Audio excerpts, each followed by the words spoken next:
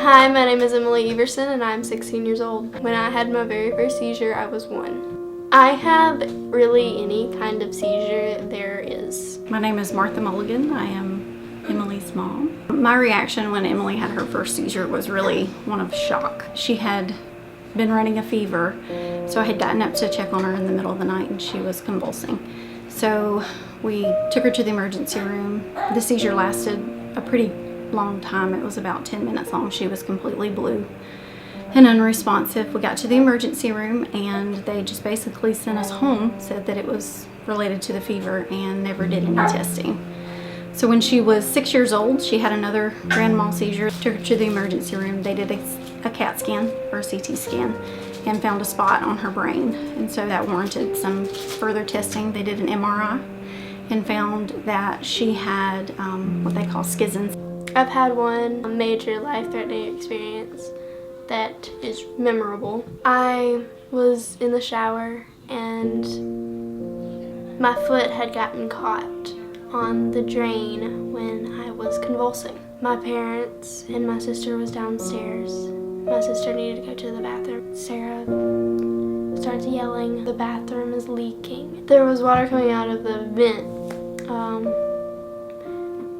And her heart stopped. She thought that I was dead.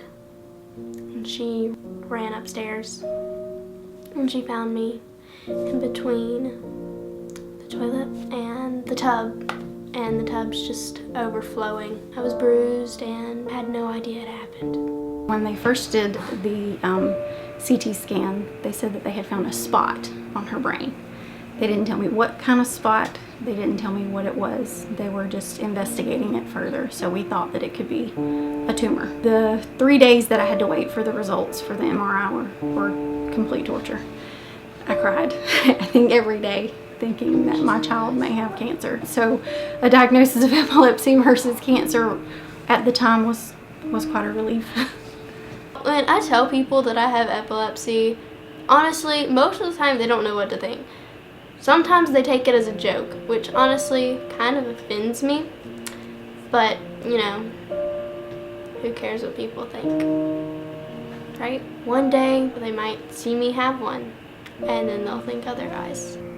Our lives revolve around Emily. We can't see every seizure she has. A lot of times there's things going on inside of her head that we don't see on the outside, but unfortunately it happens, so we have to be very careful with what she does and where she is at all times, and just keeping her safe in general.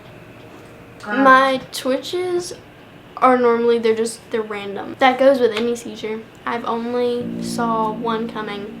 While I was in the hospital, I thought that I was just having a twitch when my arm went up and my head kept going like this, and all I could let out was a simple noise. And that's when my mom knew that I knew what was happening. It was absolutely terrifying.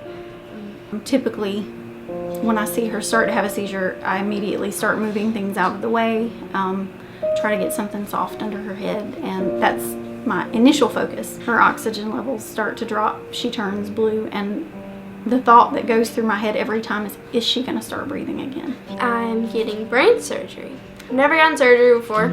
They mainly just have to take out this one part right around here. I think it looks like a peanut.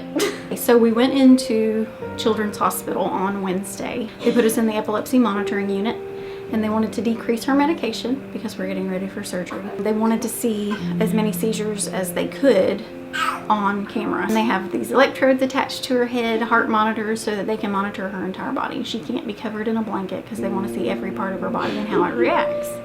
They put us in the unit. They had decreased her medication to where she only took a half a dose that morning. So Wednesday night, she had started having her myoclonic jerks to where she was just jerking every few minutes, and they started getting longer and closer together.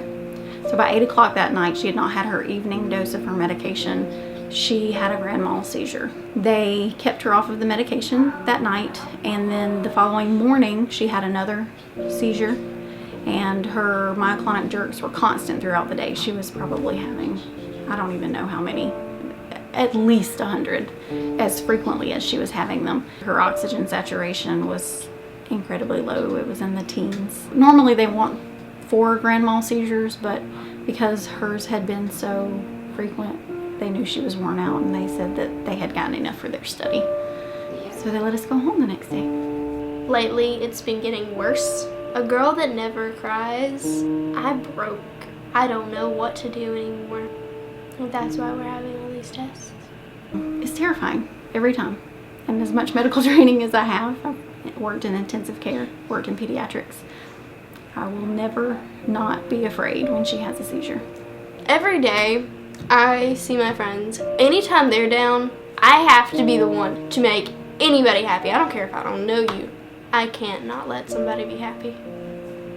If you're sad and you're around me, that's not good. If I can't fix you, that's not good. She's older now.